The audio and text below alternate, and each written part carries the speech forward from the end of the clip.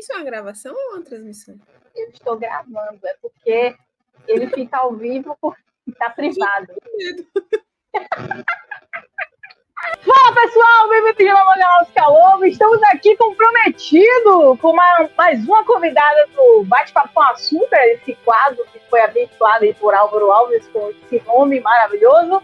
E hoje a gente vai falar mais um pouquinho sobre a menina que matou os pais, o menino que matou os pais e toda aquela história toda que eu já falei foi estúpido. Mas o importante é que a gente está aqui mais para falar sobre o assunto.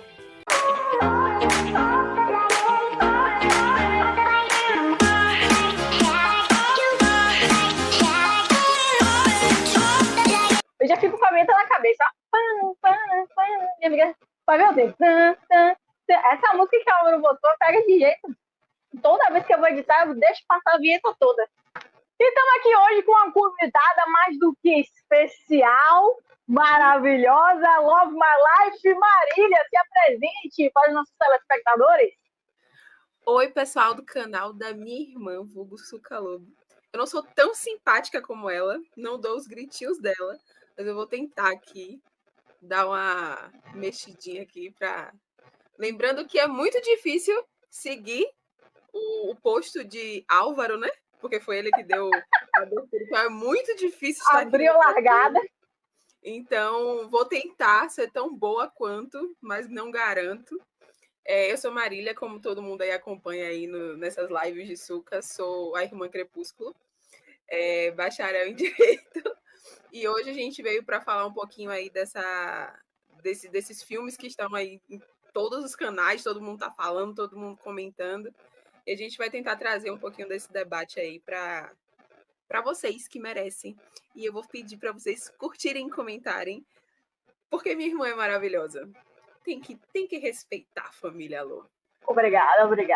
E aproveitando o enganche aí de curtir, já se inscreve, ativa o sininho das notificações, já fica ligado em todo o conteúdo deste canal, que é o melhor canal do YouTube. A gente aqui trazendo um quadro novo pra você. Tem trabalho aqui pra felicidade de vocês, meu povo. Olha que maravilha. Então já se inscreve, fica ligado. A gente também aí teve ontem, quarta-feira, vídeo de Round 6. A gente está aqui tendo uma boa resposta para esse vídeo e, obviamente, vou deixar um lembrete. Hoje, 30 de setembro, o canal do Calombo faz um ano. Olha que maravilha! Que maravilha! É importante, gente. Você tá vendo aí, convidada? Pois é, e para comemorar, além deste vídeo maravilhoso com esse debate sensacional, Álvaro Alves vai ganhar o presente, porque sábado começa a saga Teen Wolf neste canal. Aleluia, Senhor! Este homem vai sair do meu pé, a gente vai começar sábado a saga Teen Wolf. Então já fica ligado, já ativa aí o sininho, porque a gente vai ter essa saga completíssima aqui. Então, sem mais delongas, vamos começar este vídeo. Então, a gente está aqui para falar da menina que matou os pais e do menino que matou os meus pais. Que é o que, para você que não sabe, para você que está caído neste vídeo de paraquedas, depois de se inscrever e ativar o sininho, conta sobre um caso que abalou as estruturas nos anos 2000, que foi o caso de Suzanne von Stolpen, que, junto com o seu namorado, o vulgo Daniel, assassinaram os pais. Com que motivo, Jesus é quem sabe. Um diz que era para viver um amor, a outra diz que foi, né, ludibriada pelo rapaz, uma menina inocente, né? Contem ourinha neste comentário. Então a gente teve esses dois filmes lançados na sexta-feira, tá aí causando alvoroço. O Google teve mais de 350% o aumento das pesquisas sobre este caso. E eu venho aqui agora perguntar à senhora Marião, o que você achou dessas produções? Então, eu sou um pouco suspeita para falar dessas coisas, porque você me conhece, eu adoro esse tipo de filme de programação. Pesquiso nas madrugadas alheias. Mas eu esperava um pouco. Eu entendi que a versão era para poder mostrar os depoimentos, de como é que eles falavam um do outro. Mas, querendo ou não, a gente esperava um pouco mais sobre a investigação. Um pouco mais de como aconteceram as coisas após o assassinato. Então, eu acho que todo mundo esperava um pouquinho disso. Já que não tem nenhum documentário específico, não tem nada muito específico sobre o caso. Então, todo mundo estava esperando algo mais judicial, né? Do filme. Sim. Mas, no geral, pela proposta que depois todo mundo entendeu, que era só mesmo mostrar as versões, eu acho que ficou incrível. Eu acho que o enredo todo ficou muito bem organizado. Eu acho que eles conseguiram adaptar um filme no outro sem ser repetitivo. eu gostei bastante. Eu assisti assim um atrás do outro e se tivesse mais 2, eu acho que eu assistiria numa boa. Eu acho que a sacada do filme foi justamente essa. Quando teve a ideia, quando saiu que iam ser 2 filmes, primeiro eu fiquei pensando, meu Deus, meu bolso, né? Porque eu vou pagar 2 sessões de cinema pra assistir. Na época a gente não sabia que ia ter essa coisa aí, a pandemia.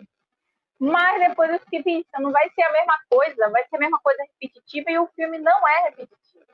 Se você, independente da forma como você começar, eu acho que só os 15 primeiros minutos ou menos realmente são iguais, que é o chamado da polícia, depois você tem a entrada deles no tribunal lá na Cidade Horrorosa do Rio. E aí a gente depois tem as versões deles, as coisas uma se encaixando uma coisa na outra, do que se fala em um filme, aí aparece no outro e vice-versa. E assim, a atuação da Carla Dias, muita gente ficou dizendo que era caricata. Não tá caricato. A menina incorporou a mocinha lá. Incrível, eu tava revendo. Exatamente. Dá pra ver 2 mulheres completamente diferentes. A versão alusória de Suzane de que ela era pura e inocente, que nem eu acredito nessa história. Eu sou trouxa. Eu tenho carteirinha de falou trouxa. Entendeu? Nem eu acreditei nisso. E aí ela conseguiu sacar essa. E sabe uma coisa que eu achei interessante? Quando ela chega no tribunal, a cara dela querendo manipular o juiz. Ficou muito parecida com a Suzane. Apesar que a peruca é horrível, na mão, ficou né? muito parecida. E eu não sei se você já viu, e se vocês aí também não viram, vale dar uma pesquisada, de que a entrada dela, o terço na mão, a roupa, o cabelo, é exatamente daquele jeito que aconteceu. Eles conseguiram trazer de uma forma muito, muito parecida. Não só Pegaram. Foram as imagens, assim, ela chegando, a roupa, o tipo de... Enfim, foi assim, sensacional. E fica muito claro, assim, como eles tiveram cuidado de pegar as transcrições e realmente ver peça, momento por momento, né? A pergunta do juiz, como é que ela se direcionava, a forma como ela estava, né? Tudo muito igual. Eu acho que só esse cuidado que eles tiveram, justamente para cada um ver a verdade, sua verdade, tipo, dar sua opinião sobre a situação toda. Porque eu acho que não fica difícil você dar opinião sobre a assunto, né? Só para comentar. Se você ainda está com dúvida de achar o que aconteceu, mas tudo bem. Mas aí você tem uma noção do que eles falaram em tribunal, do que levou aí até o julgamento. Aí eu tenho uma pergunta para você. Você já deu sua opinião sobre aí a produção cinematográfica. Por que demorou 4 anos para esse julgamento? Porque o filme foi em 2002 e a gente só teve esse julgamento em 2006. Por que essa demora? Então, é muito comum essa demora. É porque em casos como esse ficam mais evidentes a demora, o tempo entre uma coisa e um acontecimento e outro, né? Mas é muito comum. Processos que são mais de um réu, que é o caso, foram 3, por advogados diferentes, então as intimações são feitas de forma diferente. E é óbvio que ali está tentando achar um culpado. Então, as testemunhas são de cada um. Então, até rolar essas testemunhas, até chegar o dia do julgamento, a gente tem um caminho muito grande. Então, é muito comum essa demora do judiciário, que já é conhecida aí, né? Só que, e casos também midiáticos, eles precisam dar uma acalmada para que também a mídia não influencie. Porque a gente também tem outros exemplos aí de casos que a mídia influencia diretamente. Então, influencia isso... como assim?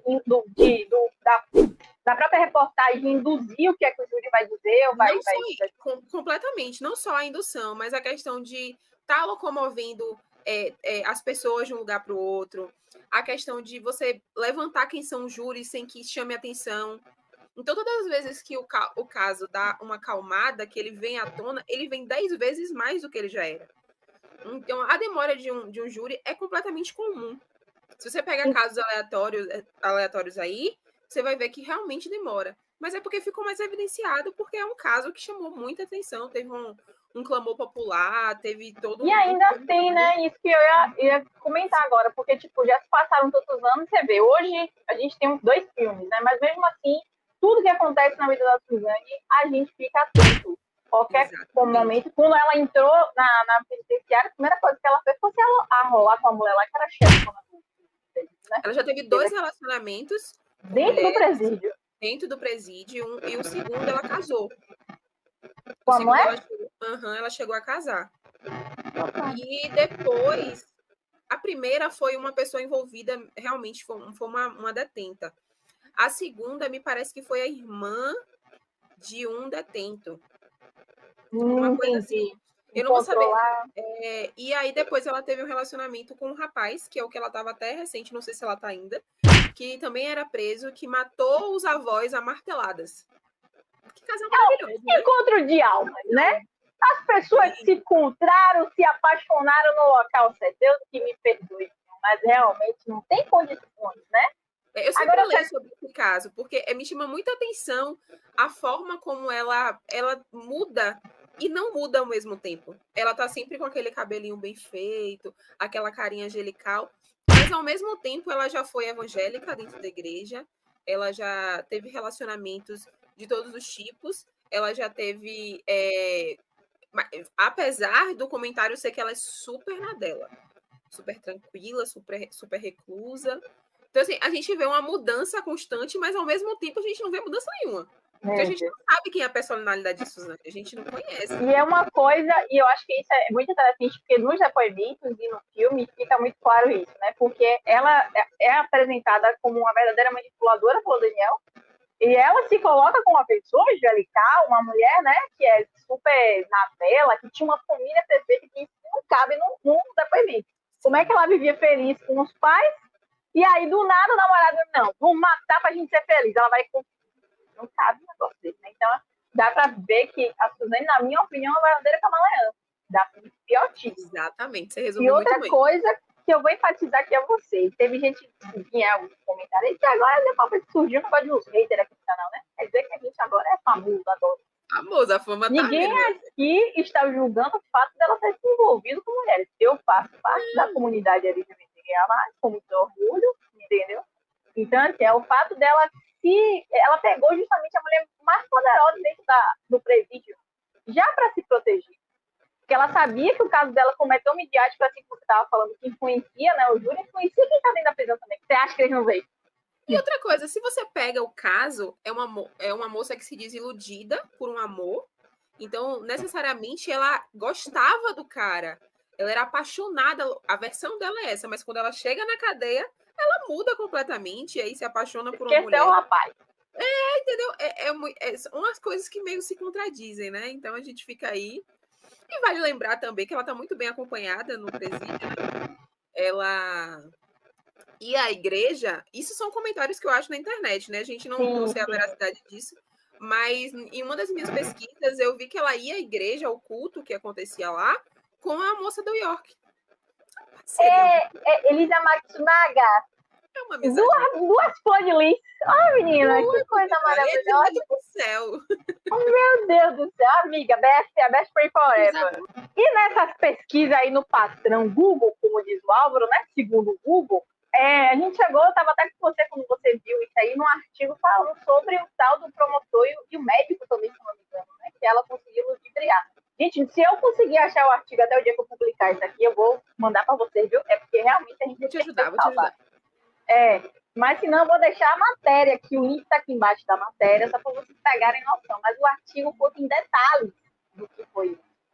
E aí, me explique aí, você que tem uma memória melhor que a minha, o que foi esse caso? Como é que ela conseguiu fazer que o promotor ficasse 22 dias fora do cargo sem receber o salário? Então, a versão dela é que ele se apaixonou por ela e começou a... Uma pausa, ela tá pior que Bela de Crepúsculo, né? Todo mundo se apaixonou por essa menina. Um negócio compra periquita de ouro. Tá, continua. A versão dela, inclusive ela tem uma entrevista com o Gugu que ela fala sobre isso. Vou deixar o link aqui embaixo, viu? É muito interessante também, porque dá pra ver a cara angelical de que você fala, mas essa menina não matou pai e mãe, não. Tá pior que eu enganando as coisas. Vá. Exatamente, desse jeito.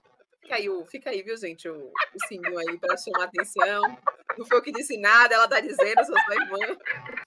Enfim, ela fala que ele começou a chamar muito ela para poder contar versões de coisas que já foram contadas há muito tempo, que, enfim, que estava querendo uma aproximação muito demais, exagerada. E aí, até um dia que ela falou com o advogado dela, e o advogado dela orientou, né, a justiça e tal. E aí ele foi afastado do caso até que começaram muitos ataques contra ele de misturar as coisas, acreditando na versão dela. Então ele precisou não ser só afastado do caso, ele precisou ser afastado do cargo até que a investigação fosse concluída e que se desse um parecer sobre ele, né, sobre o comportamento dele. Após isso, se chamou a atenção para umas consultas psiquiátricas em relação a ela, porque realmente era muito, como você falou, era uma bela do crepúsculo, todo mundo se apaixona, todo mundo quer, todo mundo... Qual o intuito disso? Será que as pessoas realmente são motivadas a amores impossíveis ou amores de pessoas que são loucas? Enfim, se é que a gente pode chamar de louca, né? Então, aí quando começou essa investigação com consultas psiquiátricas, com testes, aqueles testes antigos de verdade e mentira, enfim, foi detectado de que ela tinha uma personalidade muito, muito, muito manipuladora. Acima da psicopatia, sociopatia, aquela coisa. É uma pessoa que ela comanda os sentimentos. Não é uma pessoa que vê um vídeo triste que vai chorar espontaneamente. É uma pessoa que, se ela tiver vontade de chorar, ela vai controlar aquele sentimento. Ela consegue manipular o que ela sente a favor dela. Em consequência também o que as pessoas sentem sobre ela. Porque no momento que ela consegue demonstrar muita tristeza e ao mesmo tempo muita alegria, ela manipula o que as pessoas pensam sobre ela. E o grande questionamento é se isso foi adquirido durante a prisão ou se ela sempre foi assim. Porque até então, agora, a gente não tem quem diga que ela era assim, que ela sempre foi assim, porque sempre foi uma família muito intimista. As únicas testemunhas é o irmão, tadinho, que tá, né, perdido na vida, de sentimento, as coisas horrorosas, e os pais que morreu. Isso, exatamente. Não era uma pessoa, não era uma família que estava sempre no seio familiar com outros componentes, não. Era uma família que eram só eles. Era muito raro esse tipo de contato. Então, assim, o grande questionamento sobre a personalidade dela é se ela adquiriu isso durante a prisão ou se ela sempre foi assim e ninguém percebeu. Entendeu? Então, eu acho, depois que essa pesquisa, essas consultas foram feitas, o rapaz foi até retomado pro posto, né? Ele continuou trabalhando aí, foi afastado do caso, mas ele continuou no cargo dele. Exatamente por não conseguir concluir do que de fato ela era, se aquilo ali era manipulação ou se realmente ele teve. Enfim, ficou uma pergunta. Isso. Rapaz, agora eu digo a vocês, se a pessoa não tiver o pé no chão, se a pessoa não for aquela pessoa de cabeça firme, é levada no bico, você vê que eu acredito que muito do que o Daniel fez foi por influência dela. Não que ele é santo, porque ele não é. Mas muito do que ele pode ter dito a ele ocasionou essa vontade de ajudar ela a cometer esse ato grotesco. Então, eu acho que a prova disso é a participação do irmão dele. Exato. A influência dela. Que ninguém aceita. A defesa dela tentou dizer que o irmão dela já era envolvido com questão de roubo, questão de envolvimento com coisas ilícitas, mas nunca ficou comprovado em si. Entendeu? Então, tipo, para mim, o fato do irmão dele cair ali de paraquedas é uma comprovação sobre a influência dela. É uma pressão psicológica que ela fazia, tanto no Daniel quanto no rapaz. Então, eu também acho. Exatamente. Então, quem está do lado dela corre um grande risco de ser levado. Só se você ficar bem atento. Como ela é uma figura pública, né? Que todo mundo ficou sabendo do caso, então muitas pessoas acabam não confiando mais no que ela fala. E para mim, a pessoa que mais sofreu nessa situação foi o irmão dela, o André, né? Porque esse daí, tadinho, invadiu a casa, não. Ele estava indo encontrar com ela, não foi quando ele invadiu a casa? Não, ele já tinha perdido o contato com ela ali. No começo da visitação dela, ele continuou visitando ela, fazia visitação de domingo. Só que aí o caso, ela estava ainda para ser julgada, né? Então, não tinha ainda uma sentença, ela estava só... Tava todo mundo tentando entender o que aconteceu. Porque até hoje todo mundo tenta, né? Então, ele continuava visitando ela.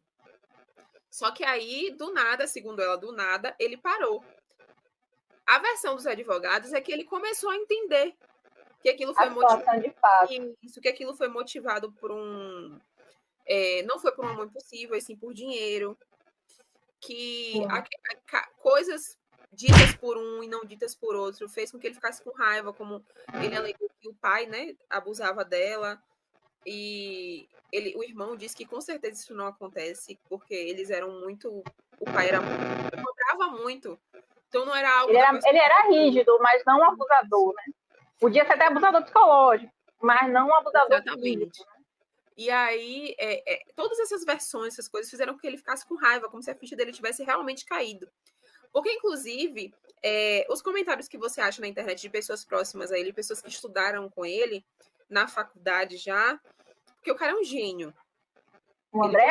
Nossa senhora, ele passou em terceiro lugar na USP, na faculdade, e quando ele já estava cursando, ele prestou vestibular de novo e passou em medicina, em 8º ou 9º lugar, uma coisa assim, na USP também. Ele é crânio. E aí depois ele é mestre, ele fez mestrado acho que é em farmácia, que é até o que ela vai cursar agora. Então, durante esse tempo de estudo e tal, as pessoas diziam que ele usava o outro sobrenome, mas que era impossível usar por muito tempo, e que o sobrenome dele tem muito peso, né? Você escuta esse sobrenome. Exatamente. Em algum momento alguém ia acabar mencionando vai associar, não tem como.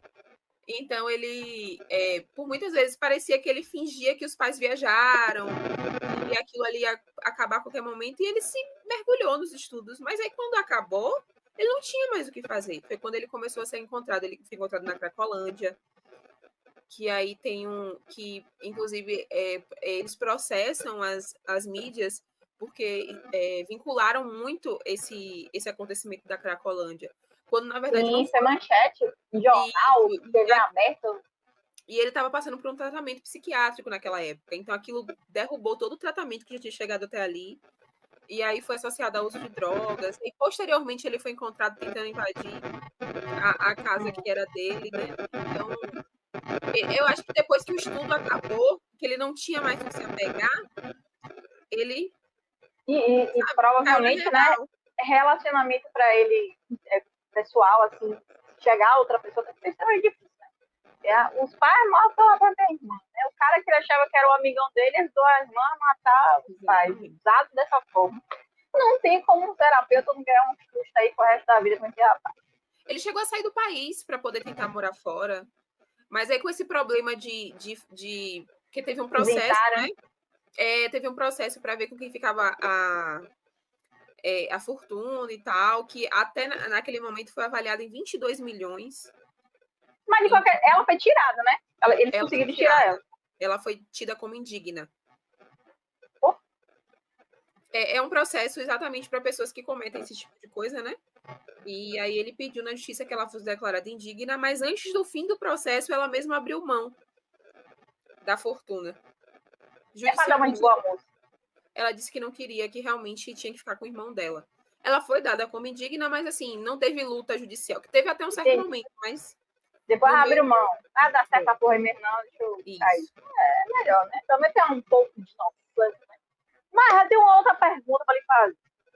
Eu me deparei também com Mamis Blueberry Joseph aqui, chateada por quê? Porque ela tem o direito a indultos de quê? Nem indultos, fala que sai para ver negócio de dar ações dos pais. E eu vejo também outras pessoas reclamarem, como é que a pessoa mata os pais tem direito? Sair para ver, justamente no dia que não tem mais pai, não tem mais mãe, cometeu as coisas, tudo vai sair para quê? Por que ela tem esse direito? E se ela poderia não ter? Então, a famosa saidinha, ela é vista como um benefício do regime semiaberto. Então, ela é como se a justiça dissesse para a pessoa que está presa, que está treinando ela para reintegrar ela na sociedade. É uma forma de estar inserindo novamente aquela pessoa que passou por muito tempo no regime fechado dentro da sociedade novamente, né? Sim. Mas é isso. Vale registrar que só as pessoas nesse regime semiaberto, eles têm esse direito de ter esse indulto, essa saidinha. O que é bom que todo mundo saiba é que, apesar de nem sempre ser o correto, essas saidinhas, elas são programadas aleatoriamente. Não é assim... Vai no sorteio o detento? Não, aleatoriamente as datas. Limite de saidinhas por ano do pessoal desse regime. Então, essas saidinhas são delimitadas em datas aleatórias. Em datas comemorativas, óbvio, mas em datas aleatórias.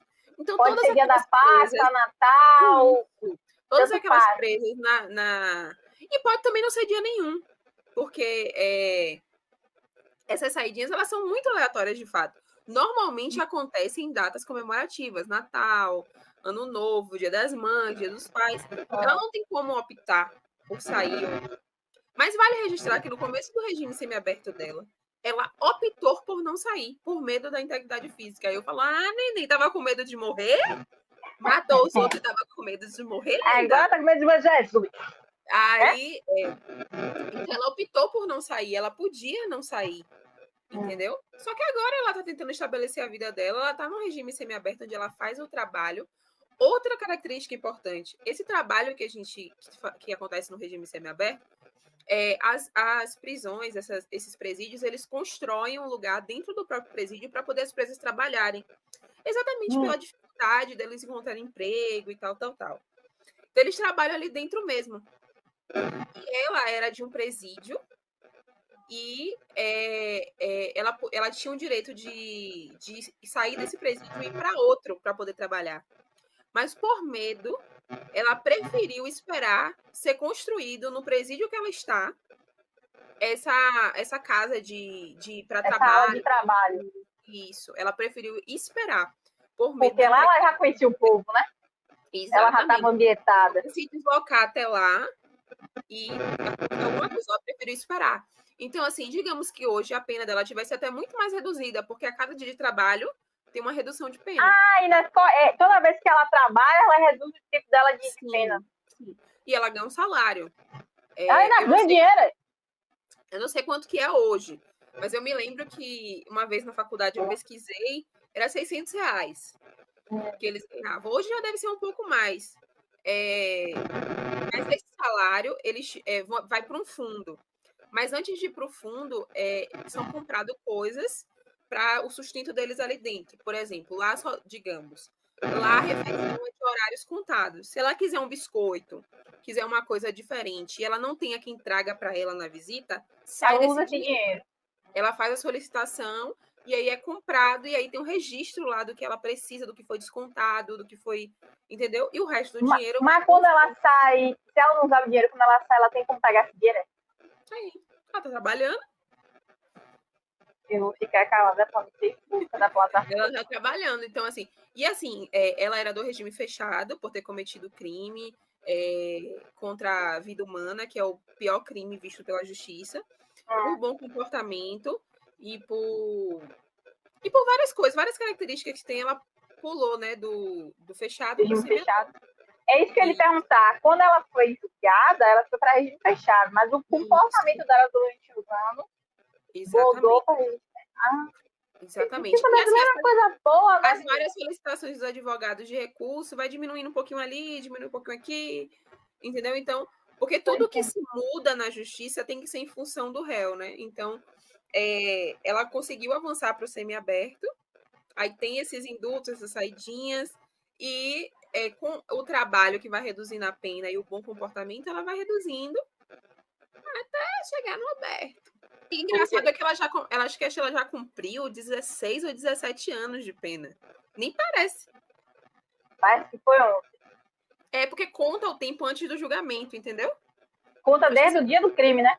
Isso, depois vai abatendo, claro, né? Eu acho que são 16 anos que ela tá presa. O caso foi em 2000? 2002. 2002. 2012, 10, 12, 13, 14, 15, 16, 17, 18, 19, 20. Vai fazer 20 anos ano que vem. Ela já tem. E eu contei no dedo, gente. Foi anos. Ela foi muito mais perto de sair do que de ficar. Ela foi condenada a 33 anos e alguns meses. Isso. Tá certo. Suzane von Richthofen daqui a pouco tá no ar da graça. Eu acho que foi 37, Suca. 37 e o irmão 36. Eles então, dois há 37 anos. Mas a gente confirma aqui embaixo, né? Eu acho que a gente vai confirmar tudo aqui embaixo. Agora, outra coisa também que o povo ficou muito puto quando o filme, vou fazer um filme da Suzane von Richthofen. Não vou assistir porque eu quero dar dinheiro a Suzane. Gente, isso não vem no público. Quer dizer que qualquer pessoa pode chegar lá e pegar os depoimentos e fazer, e ela não tem direito ao dinheiro, na verdade? Isso. Foi um filme feito baseado nas coisas que todo mundo já sabe, que foi dito. Inclusive, A prova disso é que o Fantástico refez a fala dela descrevendo a perda da virgindade. É a mesma fala. Ele não mudou nada. Então, assim, são coisas que todo mundo tem acesso e tal. Agora, por estar usando nomes das pessoas de fato, é uma briga judicial que já começou. Mentira! Já ela tem direito de ganhar alguma coisa porque está usando o nome dela? Ela está tentando, eu não sei se é ela, se são os advogados, eu sei que a parte dela está tentando reaver algum tipo de reconhecimento aí, porque usou a história dela. Porque a gente sabe que no mundo cinematográfico, tudo que você vai mencionar alguém que existe, que não é fictício, a pessoa tem direito. Exatamente. Mas como a história de domínio público, para mim, ela não tinha nenhum direito. E é uma pessoa pública, entendeu? Então, assim, se tornou uma pessoa pública, é um caso de grande repercussão. Então, eu acredito que vai ser uma briga interessante, porque são duas medidas aí, né? Se ela conseguir, qualquer pessoa agora que for fazer filme de negócio de serial killer vai ter direito. E tem muitos documentários de casos assim que não... Agora tem documentários que são voltados para exatamente... A menina Elisa ganhou o sustinho ali da Netflix. Porque ela quis, ela aceitou a descrever, foi entrada com pedido na justiça para poder... Ela tá dando detalhes do processo, entendeu? Então, assim, ela quis, ela foi convidada, então ela tem ali o... Espero eu em Deus que ela não consiga, não. Porque se o Daniel levantar e for, vai ter razão na hora do ficar. Sabia. Algum dinheirinho. Vou botar o link aqui embaixo também, meu povo, para vocês verem a reportagem. Mas para finalizar, Marília Hugo, eu quero perguntar a você o que você acha desse filme? Você, como advogada, em primeiro lugar, o que você acha desse filme? Foi pouco a pena? Você acha que o julgamento foi bem feito? Você acha que deveria haver um aumento de pena? No contexto geral, me diga aí sua opinião como advogado. Bacharel em direito, né? No contexto geral, eu acho que a pena foi proporcional, até porque a gente só cumpre pena até 30 anos aqui no nosso país. Então, foi uma pena proporcional. E o que me chamou muito a atenção do caso foi que eles tentaram um acusar o outro. Então, querendo ou não, no ato de um acusar o outro, tinha a possibilidade de um não ser culpado. Dos jurados eles tomarem a dor de um e abster o outro. Se o jurado chegasse e dissesse, não, eu acho que ela tá falando a verdade, ela ainda podia sair inocente. Eu acredito que inocente não, porque ela teve participação. Ela admitiu a participação dela no né? Isso, ela admitiu. Mas uma pena menor. Confessos. Mas assim, acreditar de que ela foi, de que foi possivelmente um crime passional, enfim, de várias características dessas, assim, sabe?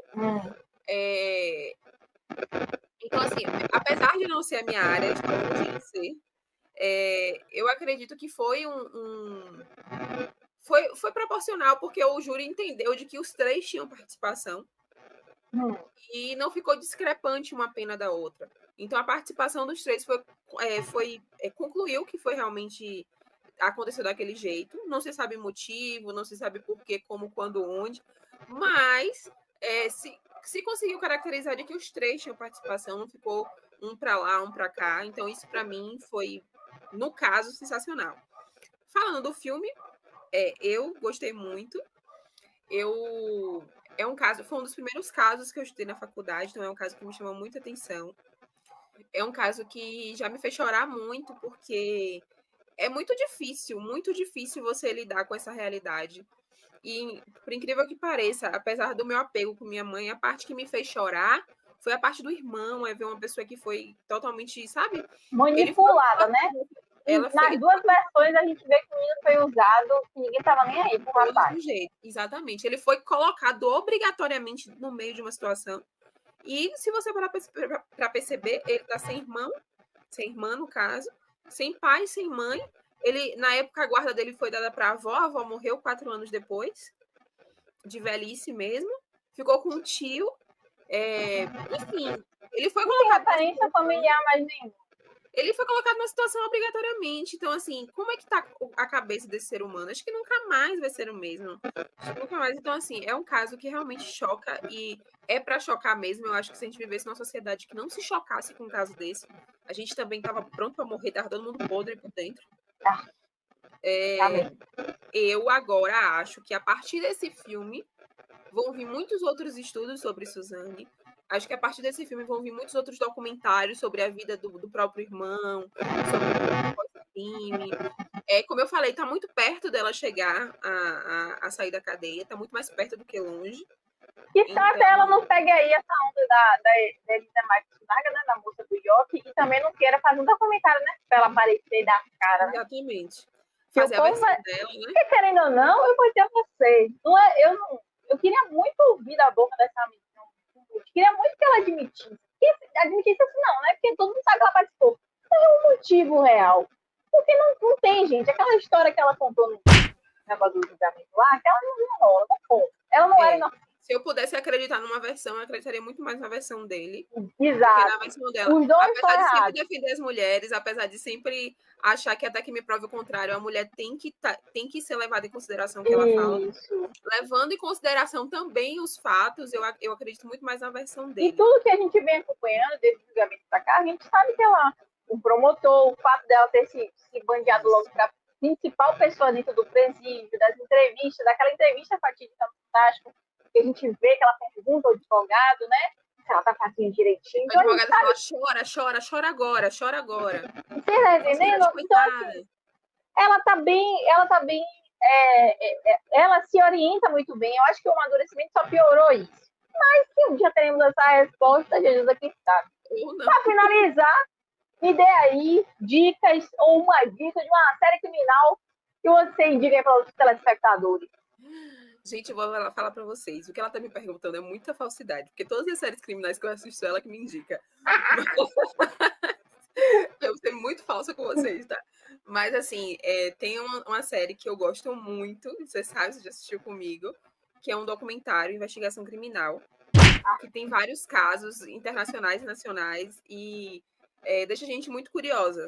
É um documentário que não se aprofunda muito em alguns casos, em outros ele tem detalhes muito legais dos crimes, e, assim, dá a curiosidade de você pesquisar sobre o crime depois. Você tá assistindo ali, você tá com o celular na mão, tipo, como aconteceu? Deu essa porra aí, deixa eu olhar aqui. E aí vai lá e pesquisa, é verdade. Então, é uma série que eu assisto há muito tempo. Eu não sei onde ela tá agora, irmã, não sei. Eu acho que ela tá no Amazon Prime. Mas tá passando aí de baixo. Tá no Amazon Prime, ela é muito boa mesmo. Eu indico aqui pra vocês, eu gosto muito de ver também essa série. Você tá com serial killer, né? A gente rouba e tem que bater com fazer o quê? Nautstalk, pra mim, até hoje é um dos piores. Também, inclusive, assisti o Duta, que é sobre o rapaz Richard Ramirez, que nos anos 80 aí causou um alvoroço lá em Los Angeles. E eu acho que realmente o cara fez um barbárie. Ele matava, né, estuprava, ainda pegava os homens, as crianças também molestava. Era um horror. Esse rapaz aí, realmente. Você me fez lembrar, falando, parece uma coisa real, porque a gente acredita que tem pessoas que são capazes de fazer isso. Mas vindo para um lado fictício, tem o Bates Motel também, né? Exatamente. Que pra mim, uma das melhores séries que eu assisti na minha vida. Disparada. Norman Bates, que é, e Bates Motel, que é a série que é baseada na vida do psicopata do filme Psicose, né? Do nosso querido Alfred Hitchcock, que originou aí, deu um novo ar para os filmes de suspense. Então aí fica as dicas, 6 dicas aí. Investigação Criminal, Nautstalk e Bates Motel. Se você não viu esta série, assista. Vale muito a pena.